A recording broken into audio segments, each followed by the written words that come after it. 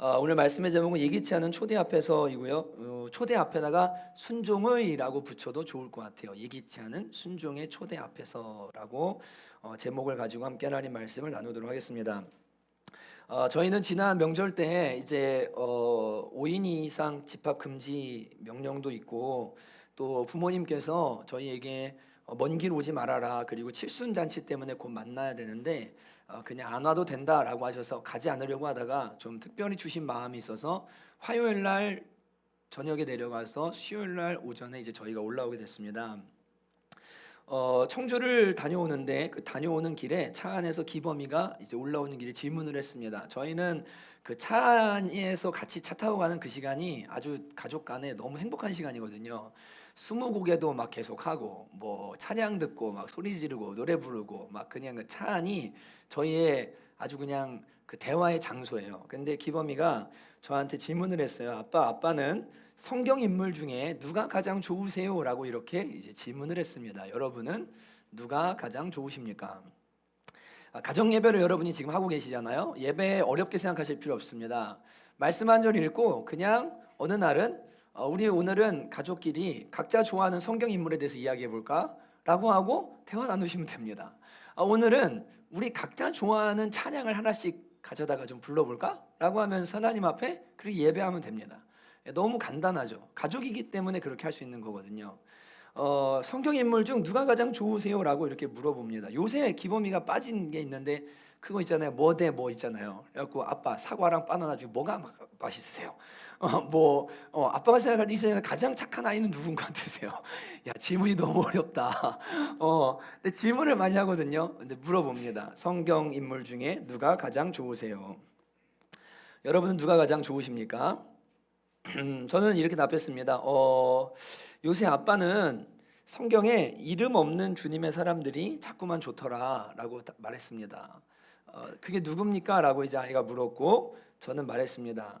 자신의 종을 고쳐달라고 요청했던, 근데 주님 말씀만 하셔도 나을 줄로 믿으니 우리 집에 오시기를 감당하지 못하겠습니다 라고 말했던 이름이 기록되지 않은 그 백부장, 그리고 이름이 기록되지 않고 족속만 기록됐지만 귀신 들린 딸을 고쳐달라고 주님께 요청했던 수로보니게 여인, 그리고 6월절에 예수님이 마지막 만찬을 하실 수 있도록 자기의 다락방을 내어드린 그 이름 없는 한 제자, 누군지는 모르겠지만 그런 사람들이 자꾸만 아빠 마음에 이렇게 와닿더라라고 이제 이야기를 하게 됐습니다. 어쩌면 저와 여러분도 하나님 나라에서 그리 유명하지 않은 자들이기에 뭐 성남청원교회가 뭐 대한민국 교회에 엄청 이름 있는 교회도 아니고, 또 여러분들 또한 저나 여러분이나 뭐 한국 교계에서 혹은 뭐 사회에서 엄청나게 유명하고 이름 있는 사람들이 아니기에 무명의 그리스도인들이기에 어쩌면 이런 사람들이 더욱더 마음에 와닿는지 모르겠습니다. 오늘 본문에는 또 한 명의 무명의 그리스도인이 등장하고 있습니다. 바로 예수님께서 예루살렘에 입성하실 때 타고 들어가신 어린 나귀의 주인입니다. 예수님께서 예루살렘에 입성하실 때 말이 아닌 나귀를 타시고 입성을 하셨는데 이것은 예언의 말씀을 따라서 이루어진 일이고 그 어린 나귀를 제공한 한 사람이 있습니다. 이 사람의 이름도 나오지 않고요. 그리고 어떤 이들이라고만 표현되어 있습니다. 거기 있는 사람 중 어떤 이들, 이게 주인지도 모르겠고 나귀를 치는 사람인지도 모르겠고 도대체 이름을 모르겠는 이 한 사람이 오늘 이제 등장하고 있습니다. 예수님께서 어린 나귀를 타고 예루살렘에 입성을 하셨는데 스가랴 9장 9절 말씀에 보면 이런 말씀이 있습니다. 같이 한번 읽어보실까요? 10절까지 천천히 읽습니다. 시작. 시온에 따라 크게 기뻐할지어다. 예루살렘에 따라 즐거이 부를지어다. 보라, 내 왕이 내게 임하시나니 그는 공의로우시며 구원을 베푸시며 겸손하여서 나귀를 타시나니 나귀의 작은 것 곧 나귀 새끼니라. 내가 에브라임의 병거와 예루살렘의 말을 끊겠고 전쟁하는 활도 끊으리니 그가 이방 사람에게 화평을 전할 것이요 그의 통치는 바다에서 바다까지 이르고 유브라데 강에서 땅끝까지 이르리라. 아멘. 주님께서 이 스가랴 선지자를 통해서 예수님에 대해 메시아 예언을 주셨는데 시온에 따라 크게 기뻐할지어다. 예루살렘에 따라 즐거이 부를지어다. 보라 내 왕이 내게 임하시나니. 누구시죠? 예수님이시죠. 그분이 이제 임하시는데 그는 공의롭고 구원을 베푸시는데 그분이 뭐 하시면 겸손하십니다. 그런데 그분이 뭘 타시냐면 나귀, 곧 나귀의 작은 것, 나귀 새끼를 타고 임하신다라고 이렇게 예언하고 있습니다. 이게 예수님께서 예루살렘에 오시기 그리고 태어나시기 약 600여 년, 700여 년 전쯤에 예언된 말씀입니다. 이외에도 많은 예언의 말씀들이 있죠. 그런데 나귀의 새끼를 타고 예루살렘 성으로 입성하신다라고 예언을 하고 있습니다. 나귀는 뭐죠? 말이랑 좀 다르죠. 여러분이 아실 텐데 나귀는 키가 한 140에서 150cm 정도 됩니다. 이제 나귀를 보신 분들 아시겠지만 요만해요. 나귀가 머리 높이까지 해서 한 보통 평균 남자의 귀 높이 정도 밑에 됩니다. 새끼는 더 작습니다. 근데 이 말은 자존심이 강한 동물이에요. 그래서 말은 아무나 못합니다. 길을 들인다고 말하잖아요.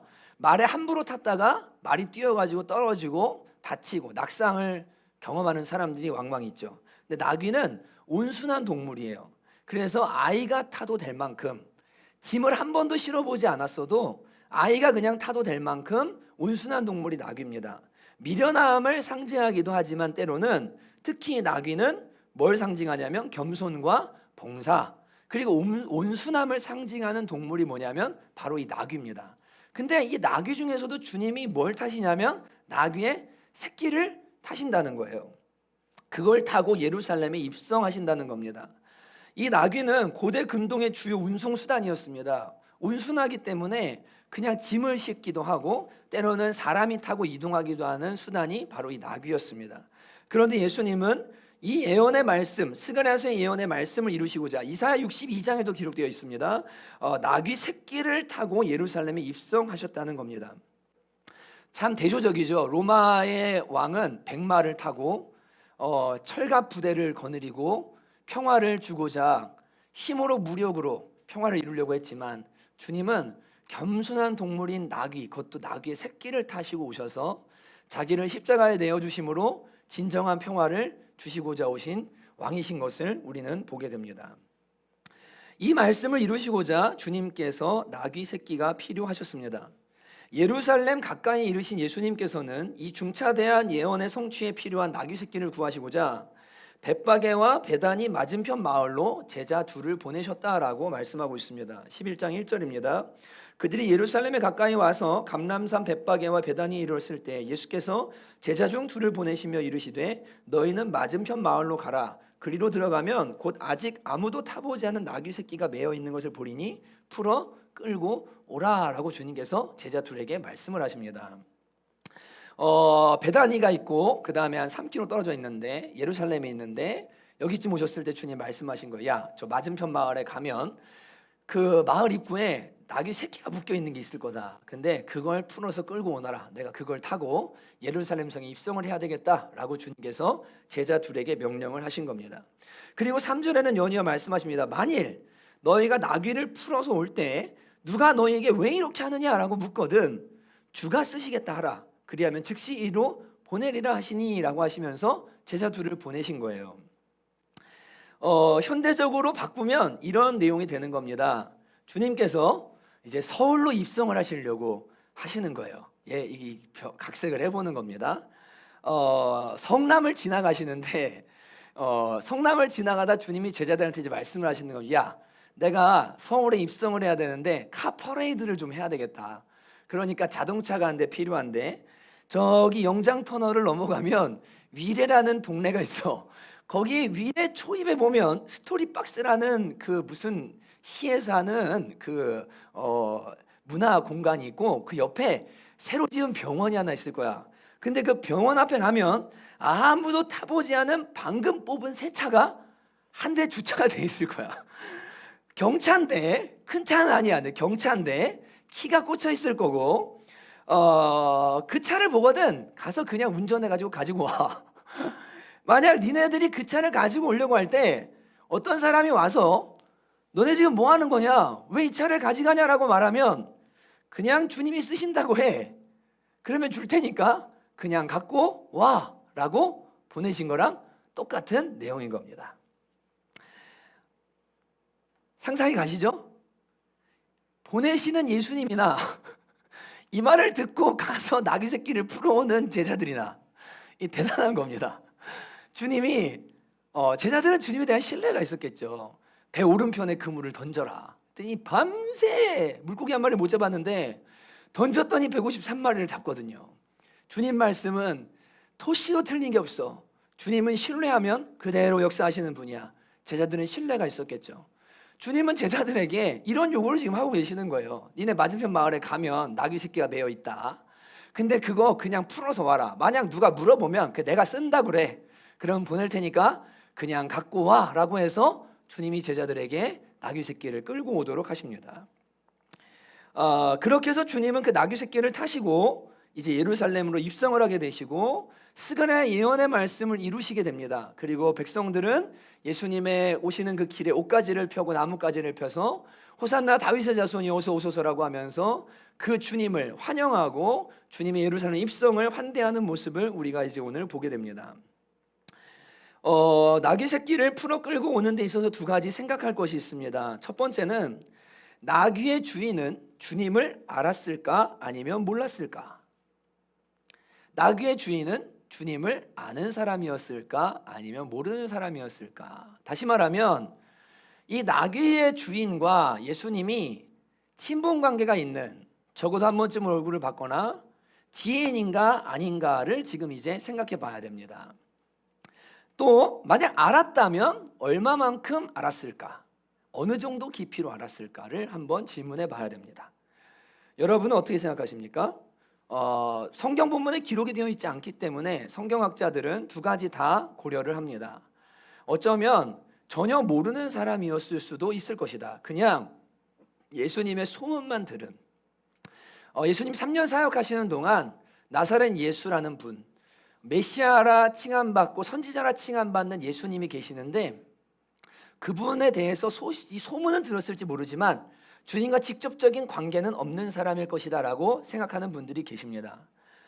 그렇게 생각해 보면 조금 어려움은 그냥 가셔가지고 제자들을 보낸 거예요. 예수님도 아니고. 근데 주님이 쓰신다라고 했는데 보낸다는 게 이게 어떻게 가능한 일일까라고 우리가 좀 잘 이해가 이제 안 되죠. 그래서 지지를 받는 학설이 뭐냐면 예수님과 지인이었을 것이다 라는 이야기입니다. 예수님에 대해서 이야기하면 예수님이 누구신지 알 수 있고 적어도 예수님의 소문을 들은 정도뿐 아닌 예수님을 한 번쯤은 만났을, 그랬을 지인이 이 나귀의 주인이 아니겠는가라고 이렇게 생각하는 분들이 많이 계십니다. 어느 정도의 지인인지는 전혀 알지는 못합니다. 자, 이제 좀 왜 이 이야기를 하냐면 이런 이야기는 오늘 본문을 여러분이 읽으실 때 중요한 얘기가 아니기 때문에 어디에 포커스를 둬야 되는지를 제가 말씀드리려고 하는 거예요. 또 어떤 사람들은 주가 쓰시겠다에 달린 각주를 보면서, 여러분 이제 그 1번이라고 주가 쓰시겠다 다음에 써 있죠. 3절에 보시면 가로 열고 1번 밑에 각주에 보시면 또는 즉시 돌려보내리라 하라 하시니 라는 각주가 달려 있습니다. 이게 이제 다른 본문, 맞소라 사회 본문 이런 거 말고 다른 본문에 제자들에게 주님이 이렇게 말씀하신 거예요. 가서 나귀 새끼를 풀어 끌고 와라. 근데 왜 이렇게 하냐 그러면 주가 쓰시겠다, 그리고 즉시 돌려보낼 거니까 잠깐만 빌려줘라 라고 이렇게 이야기하라라고 했다는 거예요. 근데 이 본문을 주가 쓰시겠다라고 하는 것만 기록해 놓은 데는 분명히 이유가 있습니다. 왜냐면 이게 지지받는 본문이기 때문에 그런 거예요. 그러나 한 번쯤 생각해 봐야 될 문제는 주가 쓰시겠다인가 아니면 주가 쓰실 테니 쓰고 즉시 돌려보낼 테니까 잠깐 빌려줘라인가에 대해서 한 번쯤은 생각을 해봐야 됩니다. 만약에 주가 쓰시겠다라고 했는데 그냥 내어드렸다면 대단한 거예요. 근데 주가 쓰시겠다, 즉시 돌려보내리라 라고 했을 때 내어드린 건 그래도 금방 가져온다니까 조금 이 순종이, 내어드림이 약간 약화되는 부분은 있습니다. 그러나 잘 생각해 보면 좀 알기는 알죠. 그리고 소문은 들었죠. 근데 그분이 어느 날 오셔서 나귀 새끼를 달래요. 근데 언제까지 쓴다는지도 몰라요. 근데 즉시 돌려보낸다고는 하세요. 근데 그냥 내어드려야 돼요. 사실은 이제 쉬운 일이 아닙니다. 지금 나귀 주인이 주님을 알았냐 몰랐냐, 혹은 주가 쓰시겠다냐, 주가 쓰시고 즉시 돌려보내겠다냐 아니냐, 이런 것들이 중요한 게 아니라 중요한 것은 주인이 예수님을 얼마만큼 알았든지 상관없이, 그리고 돌려준다고 하였든지 안 하였든지 상관없이 이 나귀의 주인은 예기치 않은 주님의 순종의 초대 앞에서 이 나귀를 흔쾌히 주님께 내어드렸다는 데 초점이 있는 겁니다.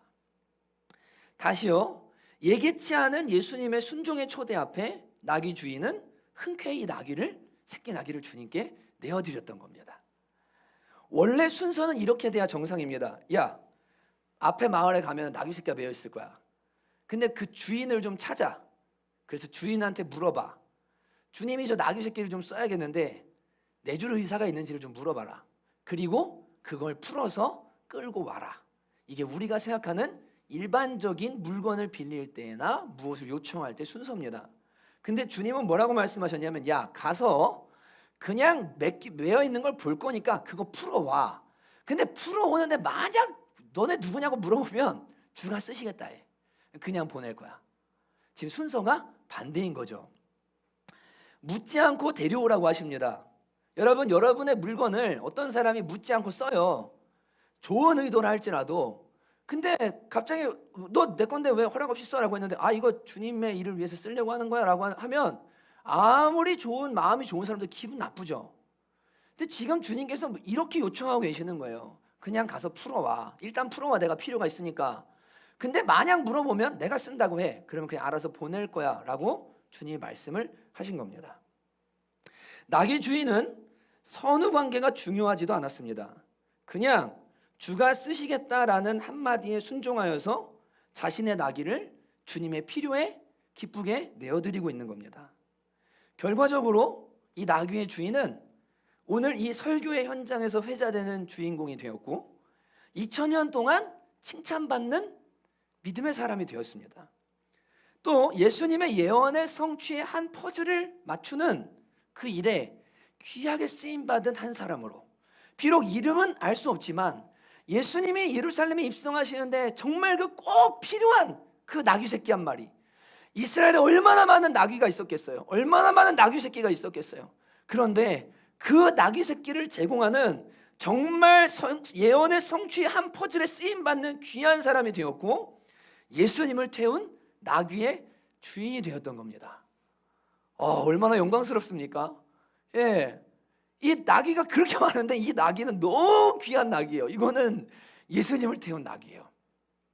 예수님의 살아있는 몸이 그 나귀의 몸에 실려서 피부를 맞대고 입성하는 데 사용된 나귀, 그 나귀의 주인이 되는 엄청난 영광을 이 나귀의 주인이 누리게 됩니다. 예기치 않은 순종이죠. 예기치 않은 순종의 요구였습니다. 그런데 이 나귀의 주인은 흔쾌히 주가 쓰시겠다라는 말 앞에 순종했고, 그리고 그는 성경에 기록되어지는 너무 귀하고 아름다운 무명의 그리스도인으로 우리에게 기억되고 있는 겁니다. 우리에게도 종종 주님께서 예기치 않은 순종의 초대를 하실 때가 있습니다. 우리 자신을 요청하실 때도 있고, 우리의 시간을 요청하실 때도 있고, 우리의 물질을 요청하실 때도 있고, 우리의 달란트를 요청하실 때도 있고, 우리의 어떤 것을 내가 좀 써야 되겠다라고 요청하실 때가 있습니다. 그때 우리는 과연 어떻게 반응해야 할까? 어떻게 순종해야 할까? 나귀 주인의 내면이라고 할까요? 그 순종을 조금 살펴보면서 우리가 함께 오늘 은혜를 받고 우리 또한 2021년에 그리고 우리 인생을 통틀어 이렇게 쓰임받기를 갈망하는 저와 여러분이 다 되시기를 바랍니다. 첫 번째로, 주가 쓰시겠다라는 말 앞에 나귀 주인은 토를 달지 않았습니다. 어디다 쓰는데요? 언제까지 쓰는데요? 아니, 이거 어린 나귀라서 어른이 타면 얘 무릎 관절이 안 좋아지면 어쩔 겁니까? 이거 말고 좀 짐 좀 실어보고 다른 것도 좀 해본 그런 놈 좀 데려가시면 안 됩니까? 오늘 이놈 데리고 제가 처음 짐 좀 부려보려고 여기다 묶어놓은 거였는데, 제가 계획이 있었는데 우리 집 거 말고 다른 집의 것 좀 사용하시면 안 됩니까? 이렇게 묻고 따지지 않았습니다. 주가 쓰시겠다라는 말 앞에 가져가십시오. 예, 아멘입니다라고 토달지 않았어요. 왜일까요? 주라는 단어가 바로 주님을 따르는 사람들에게는 프리패스 통행권이기 때문에 그렇습니다. 주라는 말이 뭡니까? 주인이라는 말입니다. 로드라는 말입니다. 모든 것의 주권자, 소유권을 가진 존재, 주인이라는 말입니다. 주가 쓰시겠다 하라. 야, 너의 주인이 지금 너의 나귀를 사용하시겠다고 한다. 이 한마디면 끝인 거예요. 더 이상 무슨 말이 필요합니까? 주가 쓰시겠다 말하는데, 주님이 쓰시겠다는데 무슨 토를 달 이유가 어디에 있습니까? 이걸 우리는 주재권이라고 말합니다. 여러분 자신에게 속한 모든 것이 주님의 것이라는 것을 인정하는 것, 우리 자신뿐 아니라 우리에게 속한 모든 것이 다 하나님께로부터 왔고 전부 다 하나님의 것이라는 것을 인정하는 것, 그것이 바로 주재권인 것입니다. 로마서 14장 8절에는 이렇게 말하고 있습니다. 같이 읽어볼까요? 시작. 우리가 살아도 주를 위하여 살고 죽어도 주를 위하여 죽나니 그러므로 사나 죽으나 우리가 주의 것이로다. 우리는 다 주님의 것이다 라고 분명히 이야기하고 있습니다. 고린도서 6장 20절도 같이 읽어볼까요? 시작. 너희 몸은 너희가 하나님께로부터 받은 바 너희 가운데 계신 성령의 전인 줄을 알지 못하느냐? 너희는 너희의 것이 아니라 값으로 산 것이 되었으니 그런즉 너희 몸으로 하나님께 영광을 돌리라. 너희 몸은 너희가 하나님께로부터 받은 바 성령의 전이다. 너희는 값으로 산 존재들이다. 피값으로 샀다. 그러니까 너희는 너희 게 아니다. 너희의 몸으로 주님께 영광을 돌려라 라고 분명히 말씀하고 있는 겁니다. 여러분, 역대상 29장 11절 16절을 찾으셔도 좋고 앞에 말씀을 보고 읽으셔도 좋은데, 우리가 제자반 때도 공부하는 유명한 주재권의 말씀이죠. 역대상 29장 11절 16절까지 같이 한번 읽어봅시다. 함께 읽겠습니다. 시작. 여호와여, 위대하심과 권능과 영광과 승리와 위엄이 다 주께 속하였사오니 천지에 있는 것이 다 주의 것이로소이다. 여호와여, 주권도 주께 속하였사오니 주는 높으사 만물의 머리이심이니이다. 부와 기가 주께로 말미암고 또 주는 만물의 주제가 되사 손에 권세와 능력이 있사오니 모든 사람을 크게 하심과 강하게 하심이 주의 손에 있나이다. 우리 하나님이여, 이제 우리가 주께 감사하며 주의 영화로운 이름을 찬양하나이다. 나와 내 백성이 무엇이기에 이처럼 즐거운 마음으로 드릴 힘이 있었나이까? 모든 것이 주께로 말미암았사오니 우리가 주의 손에서 받은 것으로 주께 드렸을 뿐이니이다. 우리는 우리 조상들과 같이 주님 앞에서 이방 나그네와 거류민들이라. 세상에 있는 날이 그림자 같아서 희망이 없나이다. 우리 하나님 여호와여, 우리가 주의 거룩한 이름을 위하여 성전을 건축하려고 미리 저축한 이 모든 물건이 다 주의 손에서 왔사오니 다 주의 것이니이다. 아멘. 다윗은 말합니다. 주권이 주님께 속했습니다. 사람을 크게 하심과 강하게 하심이 주님께 속했고 부하게 하심과 가난하게 하심도 주님께 다 속했습니다. 하나님, 우리가 부할 수 있는 건 주님이 하셨기 때문에 가능한 일이었지, 우리는 이 땅의 나그네와 거류민에 불과합니다. 욥이 고백한 것처럼 우리는 적신이 와서 적신으로 돌아가는 몸뚱아리 하나 와서 여러분 무덤에 묻힐 때 손에 돈 하나 못 가지고 갑니다. 아무것도 못 들고 가요. 여러분이 좋아하는 거 아무것도 가지고 가지 못해요. 그런 인생, 나그네 인생입니다. 주님, 우리가 주의 전을 건축하려고 미리 저축한 이 모든 물건이 다 주의 손에서 왔으니 주님의 것입니다. 주님께 드립니다. 하나님, 정말 빈손으로 온 인생인데 이 모든 걸 누리게 하신 것 다 주님이 주신 겁니다. 주님, 주의 것을 주님께 우리가 드릴 뿐입니다 라고 다윗은 주재권을 인정하며 고백하고 있는 겁니다. 이걸 우리는 주재권이라고 말하는 겁니다. 주인이 분명해야 됩니다. 죄로 인해서 죽을 수밖에 없는 인생을 예수님의 보혈과 성령으로 살려주시고 나그네같이 잠시 와서 맹인처럼 살다가 갈 수밖에 없었던 우리의 영적 눈을 뜨게 하셔서 영원히 가치 있는 삶이 무엇인지를 알게 해주시고 인생의 진짜 의미가 무엇인지, 인간이라면 어떻게 살아야 하는지에 대해서 가르쳐주신 그 주님 한 분을 모시고 살아가는 기쁨이 무엇인지를 우리에게 알려주신 그 하나님 아버지와 예수 그리스도, 그분을 주인으로 모시고 사는 인생을 분명하게 살아야 됩니다. 예수를 믿는다고 말하는데 주님이 주인이 아닌 사람들이 수두룩해요. 주가 쓰시겠다라는 말씀 앞에서 왜 내 겁니까? 왜 우리 겁니까? 왜 우리 자식입니까? 왜 지금입니까? 주님이 지금 필요하대요. 주님이 너래요. 너를 쓰고 싶대요. 나에게 주신 것을 그분이 사용하기를 원하신대요.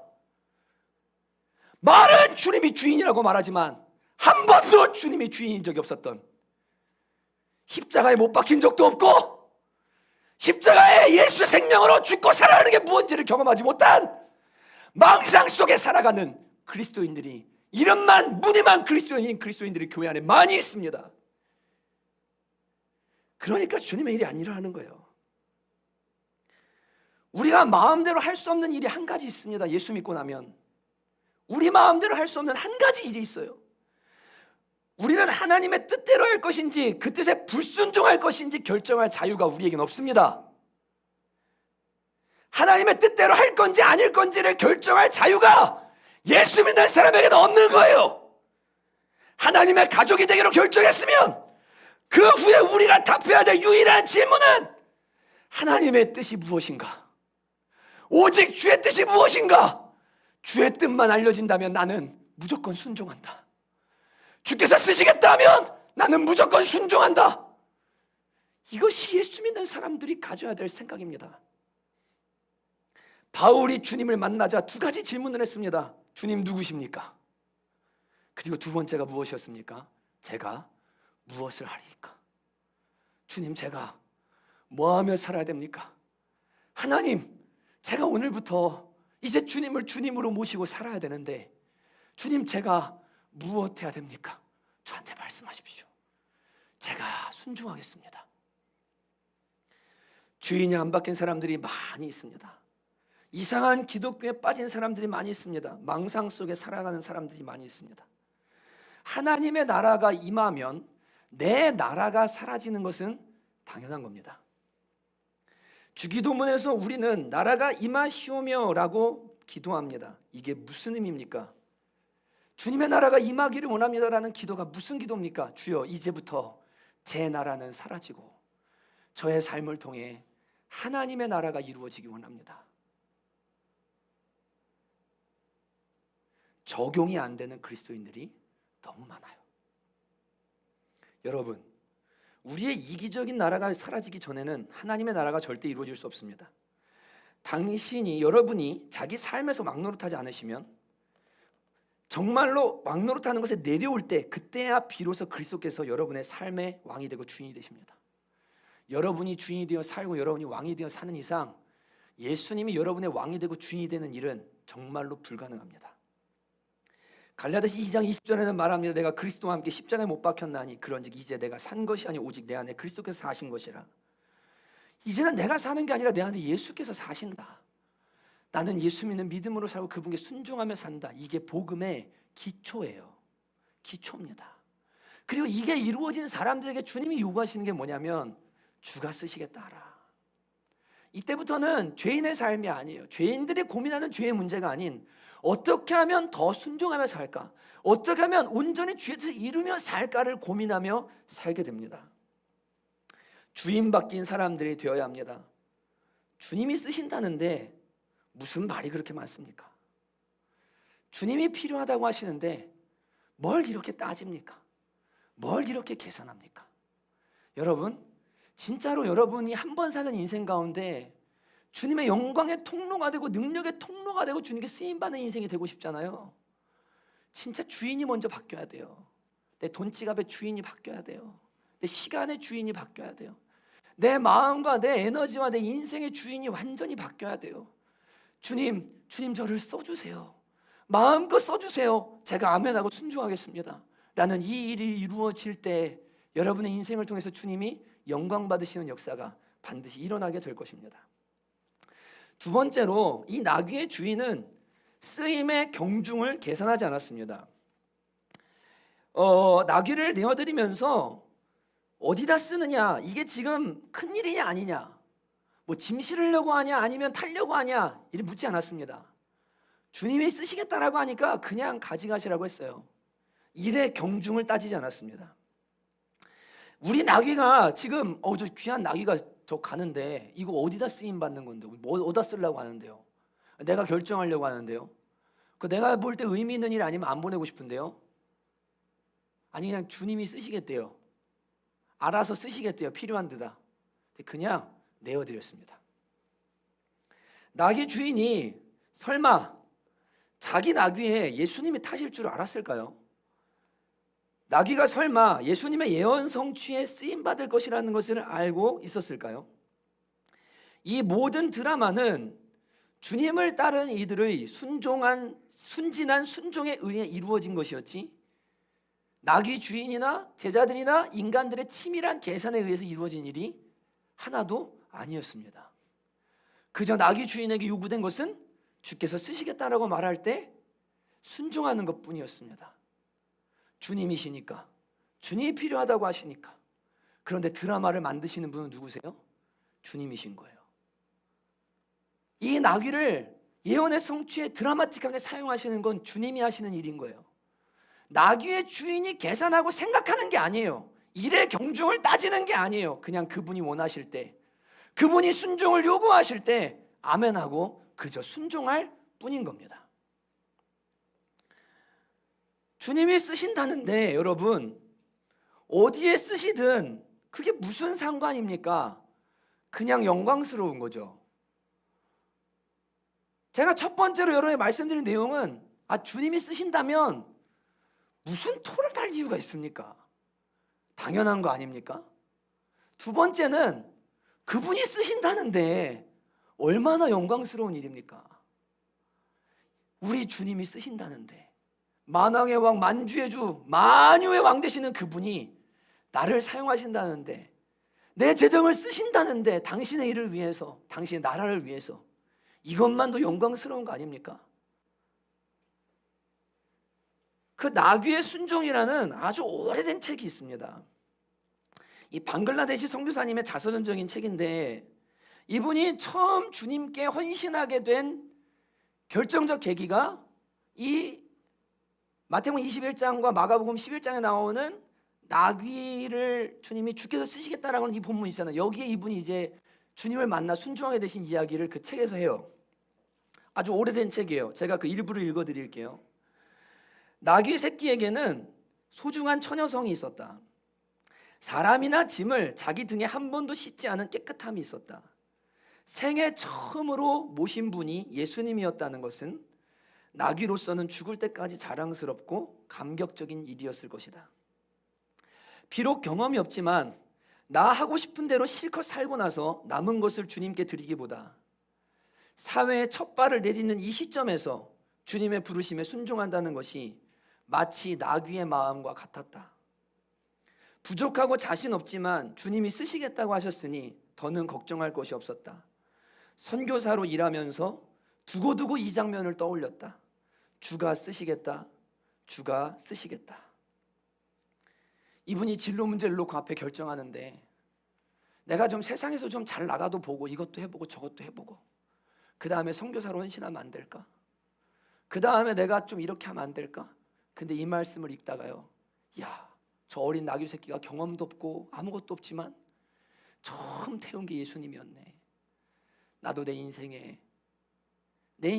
첫 발을 선교사로 예수를 섬기는 사람으로 살아간다면 비록 경험이 없어도 이것보다 복된 일은 없겠구나. 내 삶을 주님께 드려야 되겠다. 지금 오라고 하시니, 지금 헌신하라고 하시니 내가 주님의 영광을 위해 나 자신을 드려야 되겠다라고 이분이 헌신하게 되셨다는 거예요. 주가 쓰시겠다 말씀하시는 우리 주님이 누구십니까? 영원한 왕, 영원한 주의 주, 만물의 주인, 다시 오실 영광의 왕. 그분의 나라와 위엄이 지극히로 세상 가운데 가려져 있지만 그분이 나를 쓰신다면, 그분이 나의 것을 그분의 나라를 위해 사용하신다면 그거면 족하고 그거면 가장 큰 영광이 아니겠습니까? 무엇보다 그분을 사랑한다면 사실 이런저런 거 따지지 않겠죠. 여러분 자신을 여러분에게 속한 모든 것을 그분께 내어드리십시오. 어디에 쓰시든 무엇을 하시든 그런 거 계산하지 말고 그저 온전히 따르고 순종하기로 결정하고 매일매일의 삶과 내게 원하시는 헌신을 그분께 지금 오늘 드리십시오. 무엇을 먹을까 입을까 고민하지 말고 내일 어떻게 살아야 할까 고민하지 말고 그분의 필요에 따라 그분이 쓰신다면 그분께 내어드리십시오. 그분이 여러분을 쓰신답니다. 그분이 여러분의 것들을 사용하신답니다. 얼마나 영광스럽습니까? 그런데 그분이 여러분을 죽이겠습니까? 먼저 그의 나라 의를 구하라. 그리하면 이 모든 것을 더하겠다 약속하신 그분이 여러분을 망하게 하겠습니까? 영광스럽게 하시겠죠. 믿음을 가지고 그분께 여러분의 삶을, 여러분의 것을 내어드리십시오. 세 번째로 함께 나누고 싶은 것은, 예기치 않은 순종의 초대에 이렇게 반응하려고 하면 우리 속에 묶인 것들이 풀어져야 함을 깨닫게 됩니다. 나귀가 매인 것을 보리니 풀어 끌고 오너라라고 말씀하십니다. 나귀가 매여 있는데 쓰려고 하니까 매임에서 풀어서 데리고 와야 돼요. 주인의 입장에서는 이미 주의 것이라고 그냥 인정하고 사는 사람이라 가져가고 안 가져가고 뭐 중요하지 않아요. 이 나귀 주인의 마음에 만약 나귀에 대한 매임이 있었다면, 이 내 거야, 이 말뚝에서 벗어날 수 없어, 절대 내 바운드리 이 나귀는 나가면 안 돼, 이 내 거야 라고 매임이 있잖아요. 계속 매여 있잖아요. 그러면 이 나귀는 주님께 쓰임받지 못해요.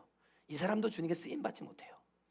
이 묶임이 있어요. 사람 속에 돈에 대한 묶임, 자식에 대한 묶임, 인생에 대한 묶임, 염려에 대한 묶임. 그래서 하나님 앞에 풀어서 이거를 내어드리지를 못하고 계속 내 말뚝에다 묶어놓고 계속해서 붙들고 있는 이 묶임이 풀어지지 않으면 절대로 주님 앞에 쓰임받을 수가 없습니다.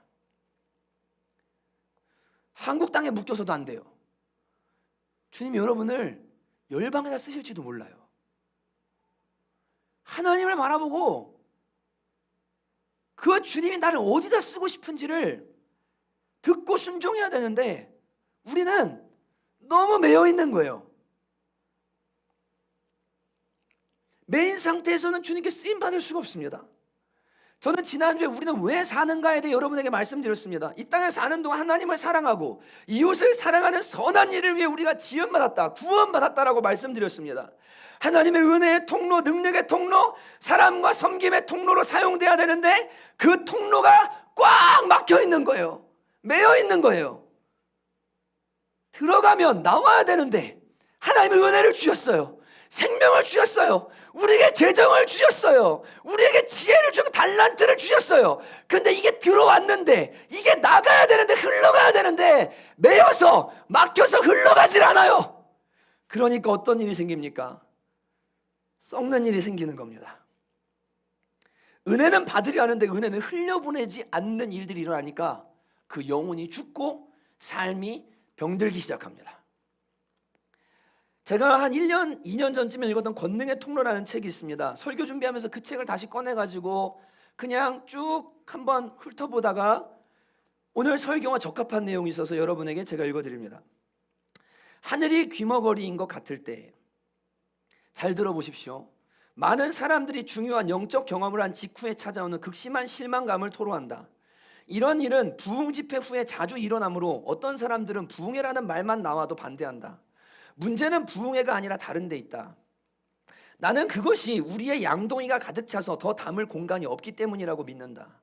우리는 멋진 경험에 대한 기억을 가지고 거침없이 나아가다가 그것이 나쁘게 변해버리는 것을 본다.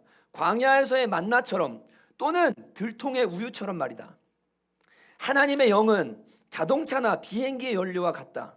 어떤 일을 이루기 위해서 사용되지 않으면 아무 소용이 없다. 당신에게 영적인 체험이 있었는데 그것이 당신의 소나기에서 빠져나가고 있다면, 당신이 하늘을 바라보는데도 하늘이 귀가 먹은 것 같다면 하늘을 바라보는 것을 멈추고 사람들을 바라보라. 당신이 다른 누군가에게 주어야 할 것을 주기 전에까지는 다시 큰 영적 체험을 할 수 없을 것이다. 그것은 희생을 의미할 수도 있다. 당신의 안락한 집에서 나오는 것일 수도 있다. 어쩌면 큰 필요가 있는 곳으로 가야 할 수도 있다. 영적으로 메말랐던 사람들이 빈민가로 내려갔을 때 그리스도께서 거기서 그를 기다리고 계셨다는 것을 발견했고 그의 영혼은 다시 한번 비상했다. 로마 가톨릭 교회와 모든 신비주의 문학 작품 속에서 흔히 볼 수 있는 문장 가운데 하나가 영적인 냉담합니다. 이게 영혼의 밤이거든요. 기도에도 응답 안 하시고 주님의 얼굴을 가리신다고 하는 그 신비주의의 교리 있잖아요.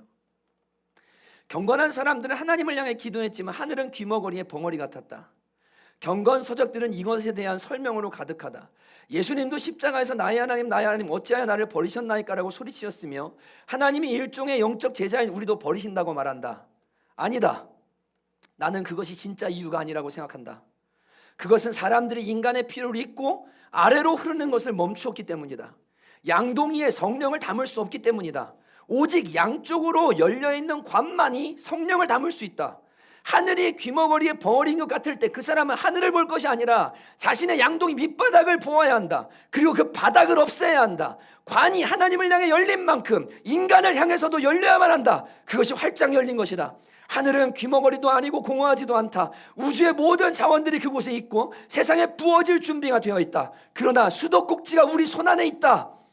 하나님은 이렇게 말씀하신다. 누구든지 목마르거든 내게로 와서 마시라. 하나님의 나눔의 원칙은 너희가 버리지 않으면 가질 수 없다는 것이다. 주어라. 그리하면 넘치도록 받을 것이다. 생명수가 우리를 통해 흘러야만 우리에게 흘러올 것이다. 당신이 나누어 주지 않으면 계속 가지고 있을 수 없다. 나중에는 그것을 받을 수도 없을 것이다. 세상에서 당신이 가장 좋은 것들을 당신이 가지고 있는 동안에도 색과 맛이 변한다. 빨리 그것을 손에서 놓고 나누어 주라. 하나님은 사랑이시며 사랑은 쏟아붓는 것이다. 사랑은 자기애를 뜻하지 않는다. 사람이 하나님을 자기 혼자 간직하려고 하는 순간 그에게는 사랑이 없어진다. 오직 자기애만 있을 뿐이다. 사랑은 나누어 줘야만 사랑이다. 그래서 영적 메마름으로 힘들어하는 성인에게 필요한 것은 오로지 자기 자신을 희생하는 봉사의 배출구를 활짝 여는 것이다. 구세군 여성들은 영적인 메마름에 대한 책을 쓰지 않는다. 그들은 위로만 아니라 아래로도 내려가기 때문이다. 하나님의 영광이 그들을 통해 필요한 곳으로 흘러갈 때 그들은 빛난다.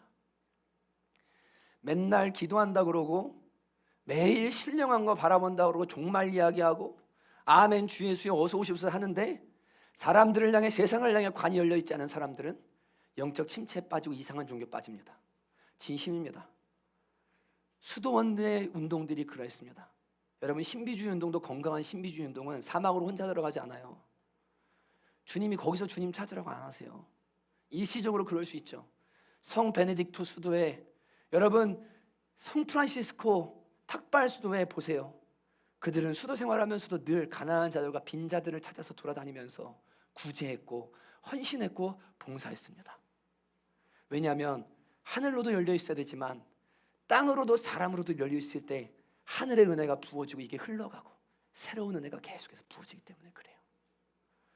은혜든 재정이든 무엇이든 다 마찬가지예요. 여러분 자신을 위한 이기적인 신앙생활을 하시잖아요. 그 은혜 썩습니다. 제가 이렇게 표현했는데 경건하지만 이기적인 사람들 특별히 큰 죄 안 져요. 집에서 조용히 예수 믿고 뭐 세상에 뭐 대단한 거 하면서 살지 않아요. 경건해 보여요. 그런데 극히 이기적이에요. 자기밖에 몰라요. 자기 가족밖에 모르고 자기의 삶의 바운드를 지키는 것 외에는 관심이 없어요. 사치스러운 종교성을 지닌 사람들, 예수 믿는 게 무엇인지 모르고 주님을 따르는 게 무엇인지 모릅니다. 점점 위로 점점 화려하게 점점 더 많은 것들을 점점 더 좋은 것들을 누리려고 하는 사치적인 종교성에 빠진 사람들이 있습니다. 이목을 끌고 싶은 경건한 사람들도 있습니다. 다 잘못된 것들입니다. 우리 안에 이 막힘이 뚫어져서 아래로 사람들에게로 세상으로 주님의 은혜를 흘려보내는 통로가 되어서 주께서 쓰시겠다 할 때 그것들을 마음껏 내어드리고 주님의 필요와 주님의 역사를 위해 마음껏 내어드리는 사람이 되지 않으면 여러분은 있는 것도 누리지 못할 것이고 여러분은 점점 더 빈곤한 삶으로 영적으로 빈곤한 삶으로 떨어지게 될 겁니다. 미국의 한 수련회에서 영적인 캠프에서 200여 명의 사람들에게 캠프에 참석하기 전에 자신의 영적인 막힘의 원인을 진단하고 기도하고 준비하도록 설문을 했습니다. 중복으로 답을 할 수 있었습니다. 200명이 186명 안에 자기중심성이 있었습니다. 이기심, 교만, 과민함, 너무 예민한 거예요. 그래서 나는 이건 못해. 나 이런 건 절대 안 돼. 난 저거는 못 견뎌.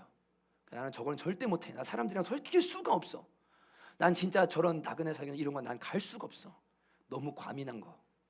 사랑 없음, 지나친 독립성, 이런 자기중심성이 있어서 주님의 통로가 되지 못한다라고 답한 사람들이 200명 중에 186명이었습니다.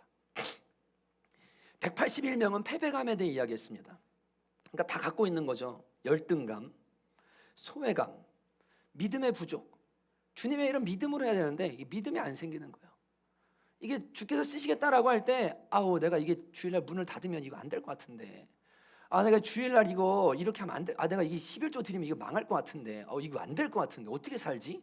믿음이 부족해서 주의 일을 못하는 사람들, 실패에 대한 두려움, 좌절, 이런 것들의 패배감에 매여서 주님의 통로가 되지 못하는 사람들이 200명 중에 181명이라고 답을 했습니다. 135명은 분노에 사로잡혀 있었습니다. 미움, 질투, 비난과 비판, 사람에 대한 미움과 관계의 막힘들, 이런 것들이 막혀 있어서 주님의 일을 해야 되는데, 마음껏 주님께 쓰임 받아야 되는데 이 사람 피하고 저 사람 피하고 교회 안에서 이거 싫고 저거 싫고 이래서 주의 일을 못하는 마음의 미움과 비판에 가득 찬 사람들이 있었습니다. 119명은 하나님과 교제가 끊어진 사람들이었습니다. 정확히 알지 못하는 무언가가 있어요, 자기 안에. 이 죄는 죄인 것 같은데 정확히는 모르겠는데 뭔가 주님께로부터 막혀 있어요. 지금 여러분 중에도 그런 사람들이 있을 거예요. 뭔지는 모르겠지만 주님과 관계가 깊지 않아요. 지금 주의 음성이 들리지 않고 주님과 깊은 교제를 할 수 없는 상태에 빠진 사람들이 있습니다. 정확히 성경이 지적하는 죄에 빠진 사람도 있었습니다. 그래서 주님께로부터 오는 통로가 되지 못하는 사람들, 그리고 하나님이 말씀하시지만 하나님을 무시하고 그분의 음성을 거부하는 사람들이 119명이었습니다. 재미있는 것은 자신이 하나님께 쓰임받지 못하는 막힘의 원인을 육체적인 질병 때문이라고 말하는 사람은 20명에 불과했고, 그 중에 4명은 육체적 질병이 아닌 마음의 피로감이었습니다. 그러니까 여러분, 이 질문 앞에서 또 하나님이 일하시는 통로를 막고 있는 게 뭐냐라는 질문 앞에 딱 33명만이 다른 사람의 문제가 나를 가로막는다, 불신 가족이 혹은 누가 이렇게 말했지, 다 막힘의 원인이 어디 있냐면 내 안에, 내가 자기중심적이어서, 내가 분노에 사로잡혀 있어서, 내가 믿음이 없어서, 내가 영적으로 주님과 바르지 않아서 하나님의 통로가 되지 못하고 있다라고 뭐 했냐면 인정했습니다. 여러분과 저는 과연 어떻습니까? 또 어떤 사람들은 제가 보면 선입견과 편견이 있는 사람들이 있어요. 주님의 통로가 돼야 되는데 너무 닫혀 있어요, 생각이. 나는 이건 아닌 것 같아. 난 이렇게는 안 될 것 같아. 주님, 나는 이렇게 쓰지 않을 것 같아. 은사를 생각하는 것도 맞는 이야기지만 자기 생각으로 자기를 제한해요. 주님이 난 여기는 아닌 것 같아, 이렇게는 아닌 것 같아라고 자기를 제한해서 하나님이 이 사람을 통로로 쓰고 싶은데 못 사용되어지는 사람들이 많이 있습니다. 예수님이 이 땅에 계시면서 하셨던 모든 일들을 가만히 보면 재밌는 걸 발견했습니다. 첫 번째, 주님이 사역 전에 시험 받으신 내용 있잖아요. 돌을 떡으로 만들어 먹어라. 그게 뭐죠? 너가 가진 능력을 너의 배를 먼저 채우는 데 써라. 제가 자주 설교했죠. 네 배를 먼저 채워라, 네 능력으로. 근데 주님은 단호하게 거부하십니다. 너 성전에서 뛰어내려라. 그럼 사람들이 막 박수치고 환호할 거 아니냐. 대단한 일을 해라. 그 유혹도 거절하십니다. 그죠? 나한테 경배해라. 그럼 내가 줄게. 쉬운 길 타협해라. 죄와 타협해라. 그러면 좀 이게 더 많은 걸 얻을 수 있어. 쉽게. 주님 다 거절하십니다. 주님이 자신을 섬기는 걸 뭐 했냐면 포기하신 거예요. 배고프신데 40일을 줄이셨는데, 아니, 나는 내 첫 번째 내 능력을 첫 번째로 나를 배부르는 데 쓰지 않을 거야 라고 주님이 거절하셨거든요. 여러분, 그리고 주님이 계속 하신 일들은 뭐였습니까? 오병이어. 주님의 기적은 그분이 만물의 주인이시고 창조주시라는 징표이기도 했지만 5천 명을 실제로 뭐 하신 거죠? 먹이신 섬김이었습니다. 포도주를 만드셔서 잔치가 끊어진 곳에 잔치를 그분이 섬기셨습니다. 죽은 자를 살리셔서 과부를 섬기셨습니다. 병든 자를 고치셔서 그의 인생을 섬기셨습니다. 예수님은 철저히 이 땅에서 사람들을 섬기며 사셨습니다. 그래서 예수님 십자가에 달리셨을 때 바리새인과 서기관들이 이렇게 욕합니다. 저가 남은 구원하였으되 자기는 구원하지 못하였도다. 근데 그게 주님의 삶의 핵심이에요. 남은 구원하고 남은 도와주는데 나는 정작 이게 예수님의 삶이셨던 거예요. 예수 따라가는 우리는 반대죠. 나 먼저 챙기고 그 다음 주님의 사역. 내가 먼저 살아야 주의 일도 하지. 그리고 나 먼저 생각하고 다 챙긴 다음에 나중에 여유 있을 때, 나중에 될 때, 나중에 좀 더 여유 있을 때, 그 과정 안에서 주가 쓰시겠다라는 말 앞에는 절대 우리는 순종 못합니다. 나중에요. 일단 제 인생 좀 세워놓고요. 일단 통장에 얼만큼 쌓이면 그 다음에 제가 좀 할게요. 우리 이렇게 주님 앞에 나가고 있는 겁니다.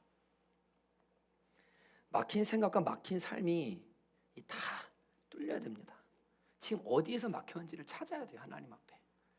주님이 여러분을 은혜의 통로로 쓰고 싶으세요. 진심으로요. 너무너무 사용하기를 원하세요. 근데 여기에 막혀있는 부분이 어딘지를 다 찾으셔야 됩니다. 제가 지금 이 설교 타이핑한 게 뒷부분이 어디로 날아갔네요. 예. 왜 이러죠? 이 패드가 가끔씩 이상한데. 들어도 순종 못하고 듣지 못하게 만드는 막힘이 저와 여러분 안에 있어요. 이걸 하나님 앞에서 깨어달라고 기도해야 돼요. 주님의 은혜를 구하셔야 됩니다. 하나님 앞에서 은혜의 통로가 돼서 복된 삶을 살고 싶으면 세 가지가 필요해요. 첫째는 자기 깨어짐이고, 두 번째는 기도와 들음입니다. 그 다음 세 번째는 순수한 순종입니다. 자기 깨어짐이 없으면 절대로 하나님 앞에 순종할 수 없고, 기도와 들음이라는 과정이 없으면 주님의 인도하심을 받을 수가 없습니다.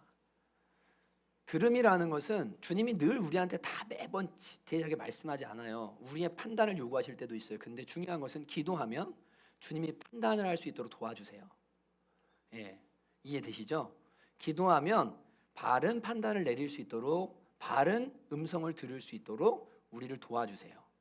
무슨 직접적으로 막 이렇게 말씀하시거나 이러지 않을 때가 많지만, 기도하면 하나님은 우리의 판단력을 바르게 사용할 수 있도록 우리를 인도해 주십니다. 때로는 직접 말씀하기도 하고 인도해 주시기도 하십니다. 그래서 주의 음성을 들을 수 있도록 우리에게 말씀해 주십니다. 아, 이게 주님이 원하시는 거구나, 주님의 뜻이구나 발견하게 해주세요. 그 다음 필요한 게 뭐냐면 순수한 순종입니다. 이런 삶을 살고자 계속해서 주님 앞에 은혜를 구하고 나가면 예기치 않은 순종의 초대장을 우리에게 보내시는 날이 옵니다.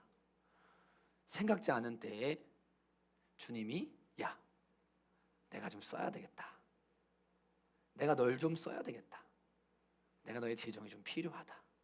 이때를 위함이 아니겠느냐? 내가 너에게 지금 하고 싶은 일이 있다. 너를 내 나라에 그 엄청나게 아름다운 퍼즐에 좀 내가 쓰고 싶다. 너 한번 헌신할래? 묻지도 말고 따지지도 말고 한번 순종할래? 라고 말씀하시는 그 예기치 않은 순종의 초대장이 우리 앞에 딱 날라오는 날이 있어요. 이상하네, 왜 자꾸 선교가 나가고 싶지? 이상하네, 왜 자꾸만 무언가 이 재정을 들여서 뭔가 해야 될 것 같지? 왜 목사님이 어떤 이야기가 내 가슴에 꽂혔는데 지금 저게 왜 나를 부르시는 부르심 같지? 아니, 저게 왜 성령님이 자꾸 내 마음에 왜 이런 부담감을 주시지? 이상한데. 그때 여러분 그거 무시하고 그냥 하지 마시고, 우리 안에 성령님이 하나님의 초대장을 우리한테 보내시는 걸 수 있어요. 그때 순종하는 그 사람들을 통해서 하나님의 나라가 이루어지기 시작해요. 하나님의 계획들이 이루어지기, 이게 주님의 나라의 원리인 거예요. 여러분, 한 번 사는 인생입니다. 여러분 어떻게 사시겠습니까?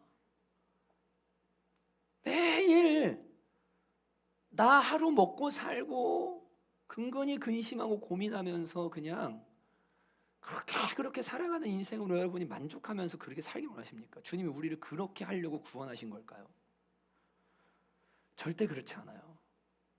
하나님의 생각에 딱 잇대어져서 하늘의 무한한 자원들을 그분께로부터 공급받으면서 걱정과 염려 없이 하나님의 뜻을 위해 자신의 인생을 내어드리면서 살아가는 진짜 멋진 인생을 은혜의 통로, 권능의 통로로 살기를 원하시지, 막힌 통로로 살기를 주님이 원치 않으세요.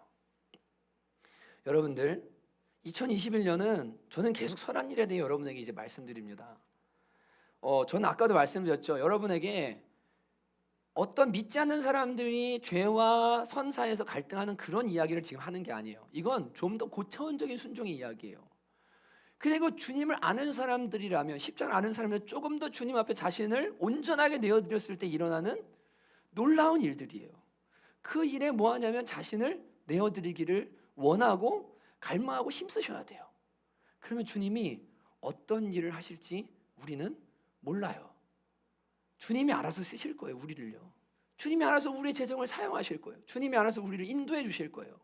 그걸 믿고 주님 앞에 자신을 온전히 내어드리면, 순종하면 앞으로 어떤 일이 일어날지 여러분의 인생에, 그리고 교회에, 우리의 공동체 가운데 이것들을 바라보면서 나아갈 수 있는 교회가 되기를 저는 주님의 이름으로 축복합니다. 여러분의 인생 되기를 주님의 이름으로 축복합니다. 제가 이제 우리 화요일 날 나그네 형제님들 머리 깎아드립니다. 근데 그 미용실 사장님한테 제가 그 머리를 깎으면서 저희 사장님 그 우리 교회에서 나그네 형제님들 식사를 섬기는데 이발을 잘 못하신 분들이 많이 계시더라고요. 그 좀 머리 좀 깎아주실 수 있을까요? 쉬시는 날. 그리고 제가 처음부터 확 이렇게 하면 믿지 않는 분이 부담 느낄 수 있고, 제가 명절 때마다 선물도 갖다 드리고 막 이렇게 뭐 한 게 좀 많이 있거든요. 그러니까 좋은 거 생기면 가서 나눠 먹고, 이분이 미안해서 할까봐 제가 그 저희가 일정액을 전부가 아니어도 머리 깎는 액수에 뭐 반액이든 드릴 테니까 좀 쉬는 날 이렇게 봉사해 주셔도 좋고 좀 어떠실 것 같으세요?라고 했더니 이분이 제가 화요일 날 쉬어요. 화요일 날 오라고 하세요. 몇 명 정도 되세요? 제가 머리 깎아드릴게요.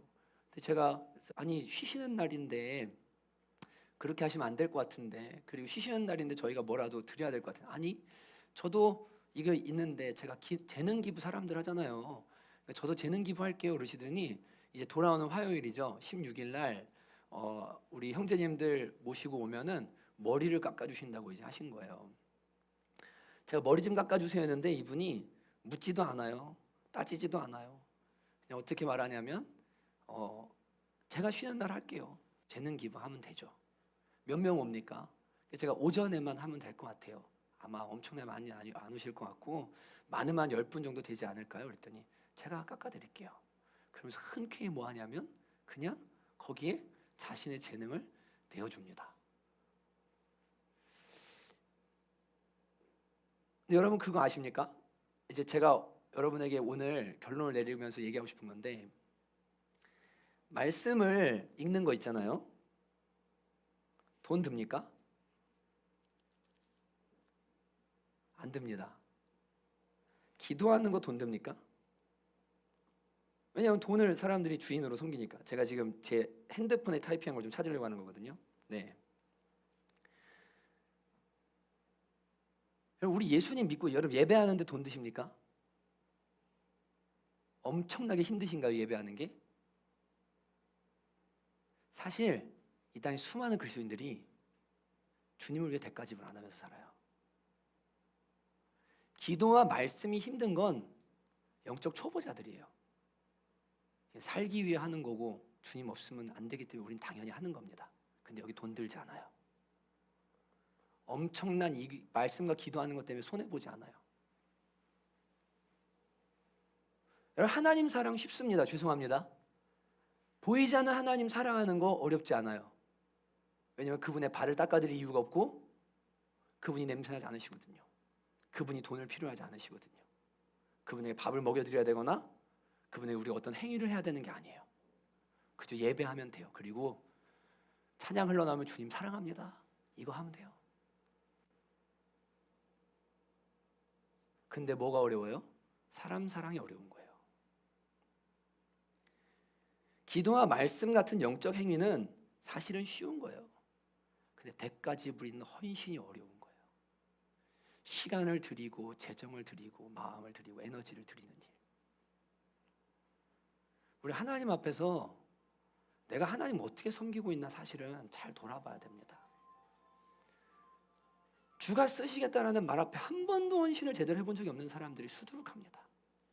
그러고 나는 하나님을 사랑한다라고 말해요. 난 주님을 섬기고 있다라고 말합니다. 근데 과연 주님이, 물론 다 사랑하시죠, 우리. 과연 그 자리에 계속 그렇게 머물러 있기를 원하실까? 계속 그렇게 살아가기를 주님이 원하실까? 한번 진지하게 하나님 앞에 점검해 보십시오. 어떤 신앙생활을 지금 하고 있는 것인지. 제가 늘 말씀드리죠. 그 교회 돌아다니면서 설교하는 거요. 종말론 이야기하고 기존 교회 있는 성도들 빼내가지고 기존 교회 잘못됐다라고 하면서 막 그거 막 돌아다니면서 깨운다는 이름으로 뭐 공동체 만들고 하는 거요.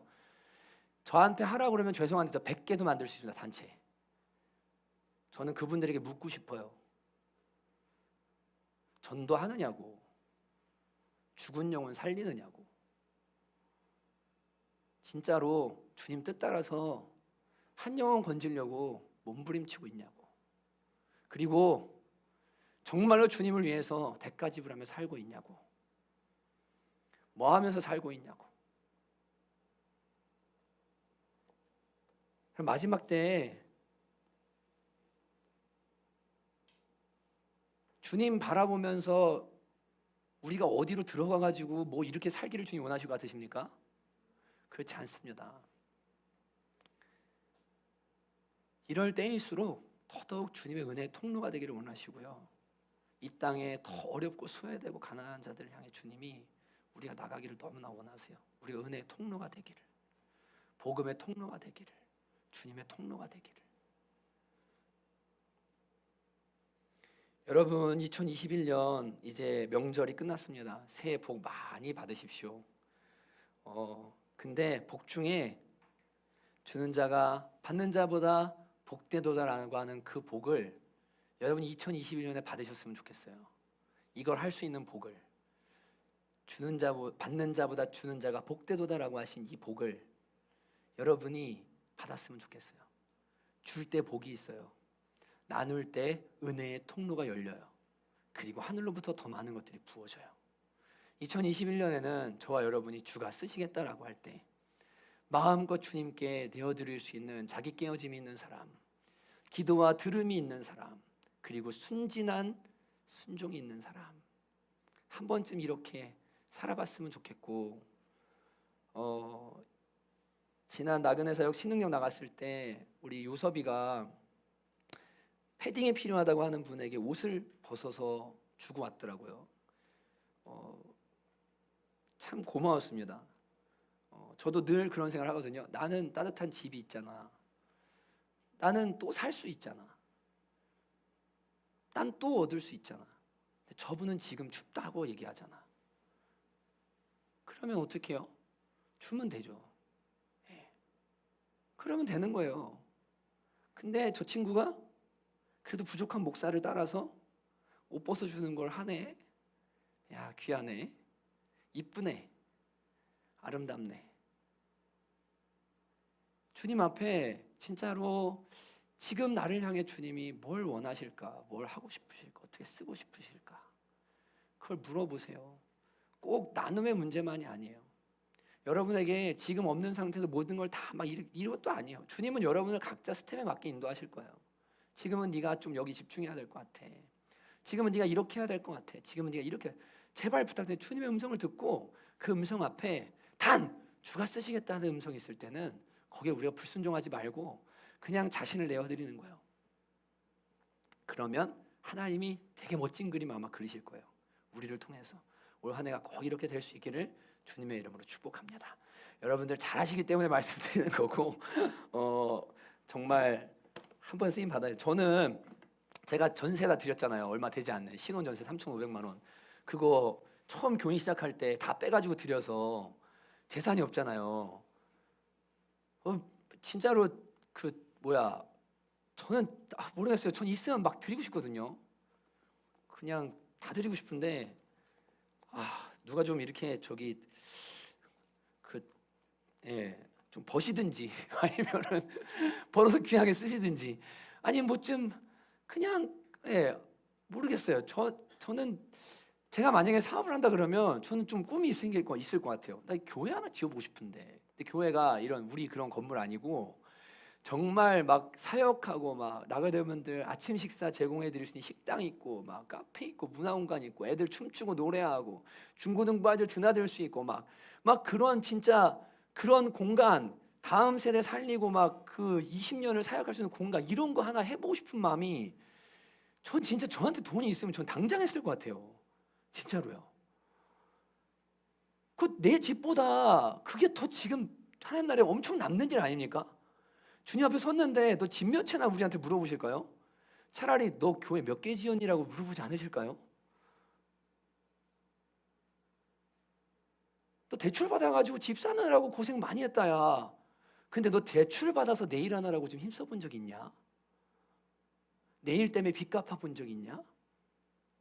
도리어 이렇게 묻지 않으실까요?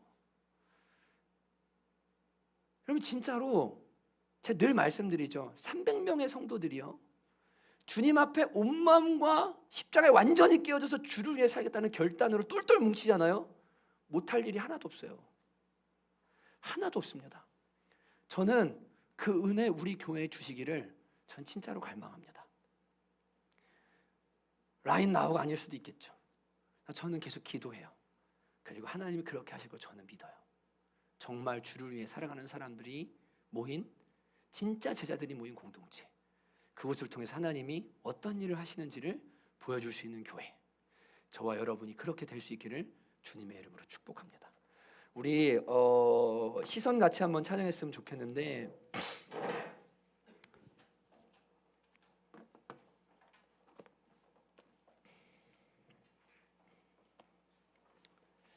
아니 우리 주님을 보게 하소서 먼저 부릅시다.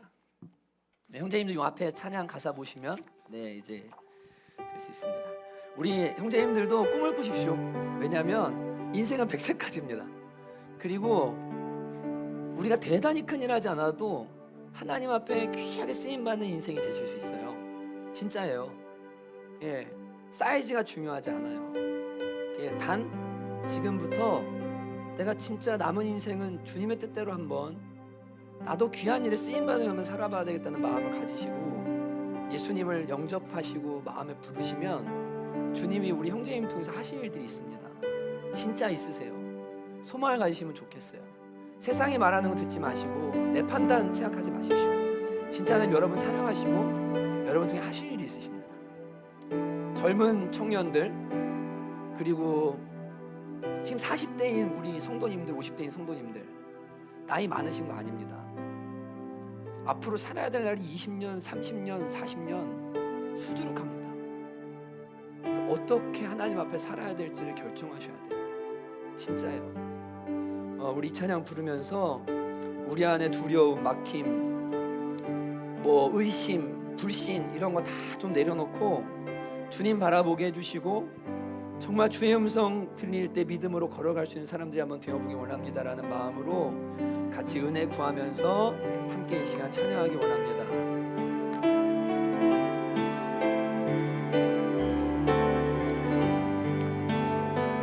나의 주님께,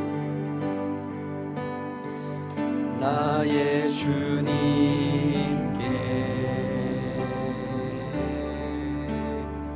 찬양 드리며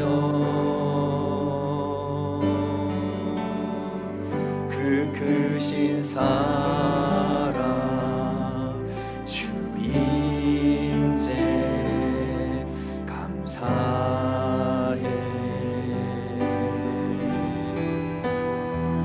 어둠 속에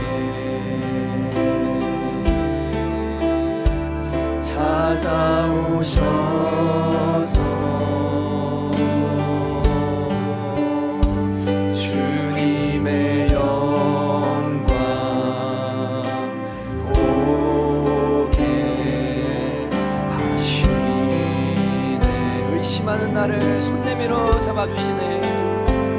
의심하는 나를 손 내밀어 잡아주시네. 두려움만 내려놓고 주 바라봅니다.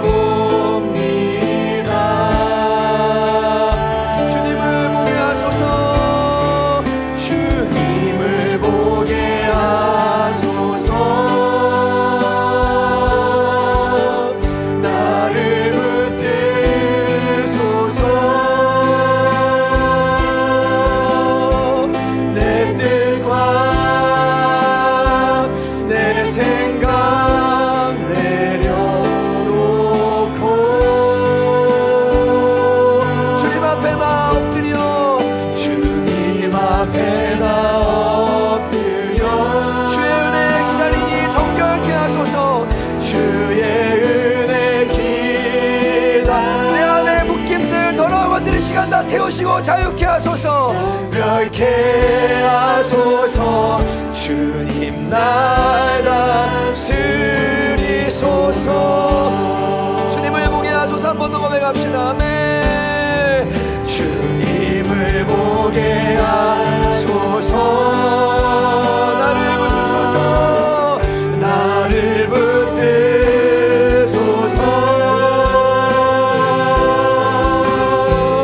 내 뜻과 내 생각 내려놓고 주님 앞에 나 엎드려. 주님 앞에 나 엎드려 주의 음성 기다리니. 주의 음성 기다리. 나를 부르실 때, 나를 부르실 때 믿음으로 걸어가. 한 번 더 주님을 보게 하소서. 우리 두 손을 높이 들고 저 고백합시다. 주님을 보게 하소서. 나를 붙드소서. 나를 붙드소서. 내 뜻과 내 생각 내려놓고 주님 앞에 나 엎드려 주의 음성 기다리니. 주님 앞에 나 엎드려 아멘. 주의 음성 기다리. 나를 부르실 때 아멘. 나를 부르실 때 믿음으로 걸어가리. 사랑하는 형제자매 여러분, 이 시간 기도할 때 하나님 주가 쓰시겠다라는 말씀 앞에서 우리를 맡고 있고 우리를 메고 있는 것들을 주님 보게 하시고 이 시간 그것들을 성령의 능력으로 풀어주시고 십자가에 못 박게 하여 주셔서 이제는 내가 죽고 예수가 사는 것이 무엇인지, 내가 세상에 대해 죽고 주님과 함께 사는 것이 무엇인지를 진짜 아는, 주님 정말로 오직 예수와 복음을 위해 사는 사람들, 진심으로 주님의 종들로 살아가고 자녀들로 살아가는 하나님의 백성들, 제자들 되기를 간절히 원하오니 주여 성령여 우리 가운데서 우리를 변화시켜 주시고, 하나님 나도 어찌할 수 없고 머리로 알고 있지만 내 마음에서는 순종되지 않는 모든 것들과 하나님 나를 맡고 있는 더러운 것들을 시간 깨뜨리시고 주님 깨끗게 하여 주시기를 간절히 원합니다. 주님 우리를 새롭게 하여 주시옵소서. 주여 이 시간 간절히 한번 부르며 함께 기도해 나가도록 하겠습니다. 주여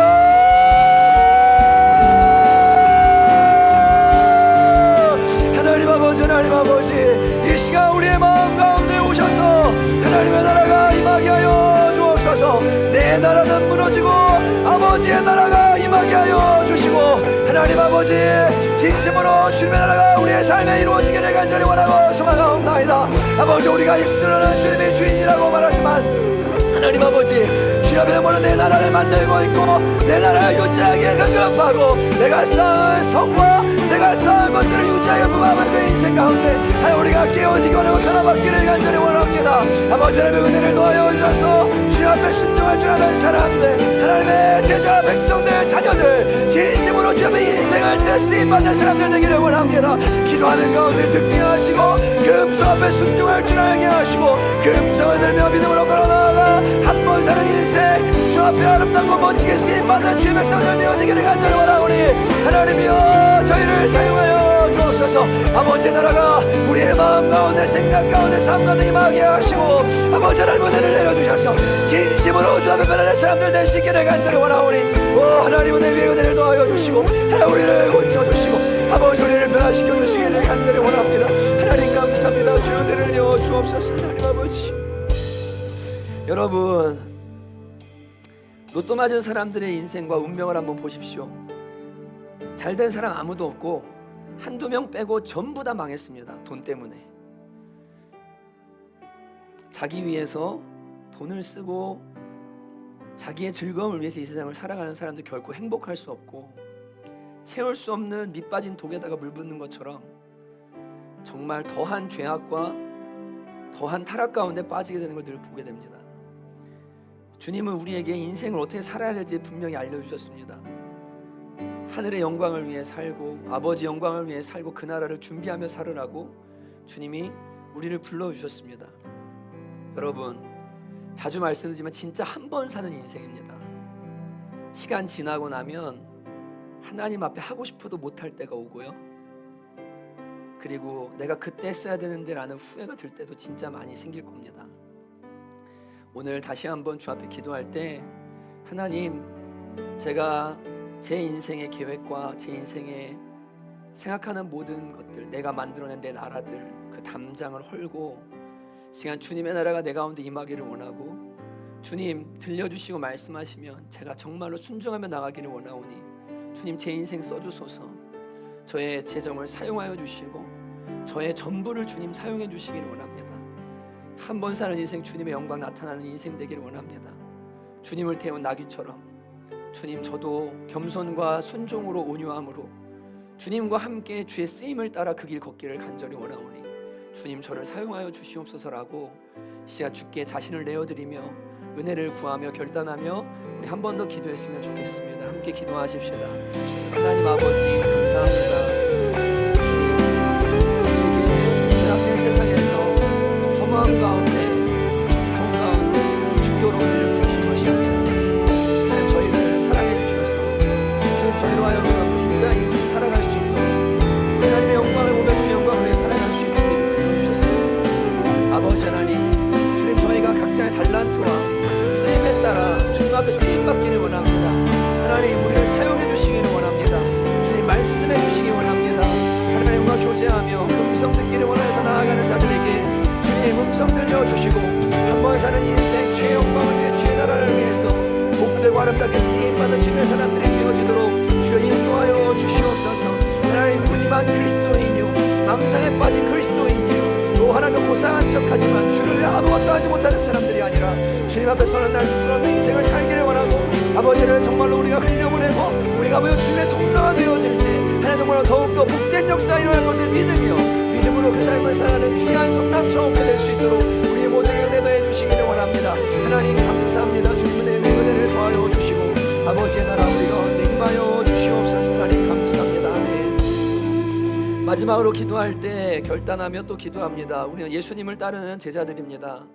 주님이 가신 길을, 그분이 보여주신 삶을 우리는 살기로 결정하고 따라가는 겁니다. 말씀과 기도하는 거 절대 대가 지불 아닙니다. 여러분, 돈 드는 일도 아니에요. 살기 위해 우리가 할 뿐이죠.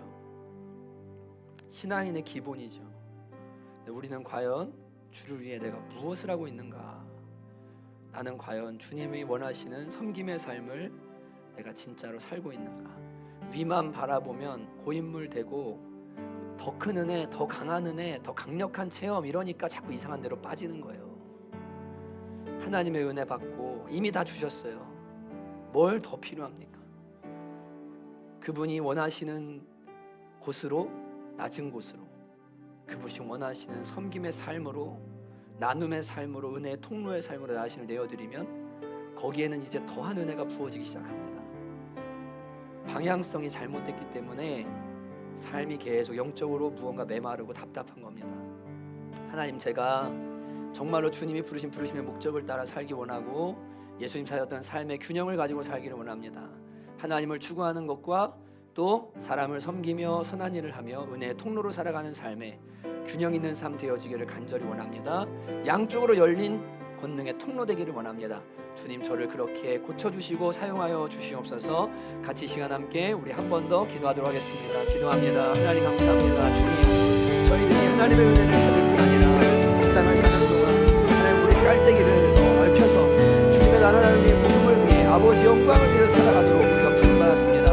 하나님 아버지, 저희를 그렇게 되기 원합니다. 주님 정말로 우리를 불쌍히 여겨주시고 우리 아버지 그릇을 넓혀주시고 우리의 마음을 넓혀주시고 우리가 아버지 주의 교회와 또한 교회에 이루어지는 모든 사역들과 하나님의 나라와 이 시대에 주님이 원하시는 그 일들을 위하여서 하나님을 우리가 주 앞에 자신을 드리고 우리의 통로가 되어지고 아버지 축복의 통로가 되어지기를 간절히 원하오니 우리를 사용하여 주시옵소서.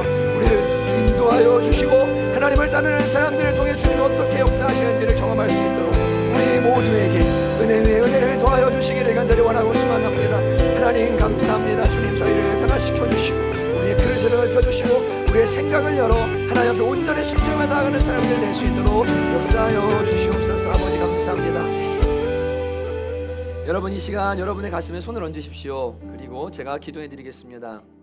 하나님 아버지, 우리로 하여금 은혜의 통로, 권능의 통로, 주님의 쓰임받는 사람들이 되는데 방해하고 장애가 되게 만드는 마음속의 막힘과 묶임들, 오늘 이 시간 예수 그리스도의 이름으로 깨어지게 하시고, 내 생각으로는 그것이 안 될 것 같을지 몰라도 복음에는 장애물이 없고 주님의 이름과 복음에는 능력이 있어서 그 모든 것들을 무너뜨리고 새롭게 하신다는 것을 주님 믿게 하여 주시옵소서. 오늘 마음속에 주님께 쓰임받는 데 있어 장애가 되는 모든 것들 예수 이름으로 무너질지어다, 새롭게 될지어다. 은혜를 더하시고 주님과 교제하는 가운데 주의 음성을 들으며 순전한 마음으로 순종할 수 있는 귀한 주의 백성들 될 수 있도록 역사하여 주시옵소서. 주님께 감사드리고 예수님의 이름으로 간절히 기도하였습니다. 아멘. 아멘. 여러분을 축복합니다. 이 시간 우리가 교회입니다. 함께 찬양하고요, 예배를 폐하도록 하겠습니다. 여러분이 이 땅의 소망이고 여러분이 주님의 교회들이십니다. 같이 이 시간 찬양합시다. 우리는 세상 속에서 주의 부름받은 성도입니다. 주의 부름받은 성도입니다. 어두운 세상 중에 빛으로 부르셨네. 우리는 주님의 성도입니다. 함께 손잡고 찬양합시다. 우리 주의 자녀입니다. 우리 주의 자녀입니다. 세상 속에서나 가정에서도 우리는 변함없이 주의 자녀입니다. 우리가 주님의 자녀입니다. 우리는 예배합니다. 손잡고 찬양할까요? 우리는 예배합니다. 옆에 사람 손잡고 찬양합시다. 어떤 환경이나 상황에서도 우리는 변함없이 주를 예배합니다. 우리는 주님만 예배합니다. 교회가 희망입니다. 우리가 교회입니다. 교회가 희망입니다. 어두운 세상 속에 희망입니다. 십자가 복음만이 세상을 살립니다. 교회가 이 땅의 희망입니다. 우리가 교회입니다. 아멘. 우리가 교회입니다. 함께 모일 때나 흩어질 때도 우리는 예배하고 복음을 전합니다. 우리가 주님의 교회입니다.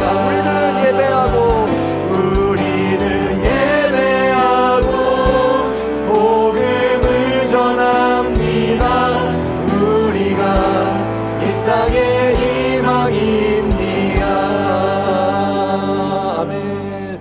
우리가 가정에 계시는 아버님들은, 그리고 어머님들은 자녀들의 머리 위에 손을 얹으시고, 자녀들은 무릎을 꿇고 부모님들의 안수를, 기도를 받으시기 바랍니다. 제가 축도하겠습니다. 이제는 우리 주 예수 그리스도의 은혜와 하나님 아버지의 다함이 없는 무한하신 사랑하심과 성령의 내주하시고 인도하시고 교통하시고 충만케 하시는 역사가 사랑하는 성남청원교회 권속들 머리머리 위에, 특별히 부모에게 순종하며 예배의 삶을 살기로 결단한 귀한 자녀들 머리머리 위에 이제로부터 영원토록 함께 있을지어다. 아멘.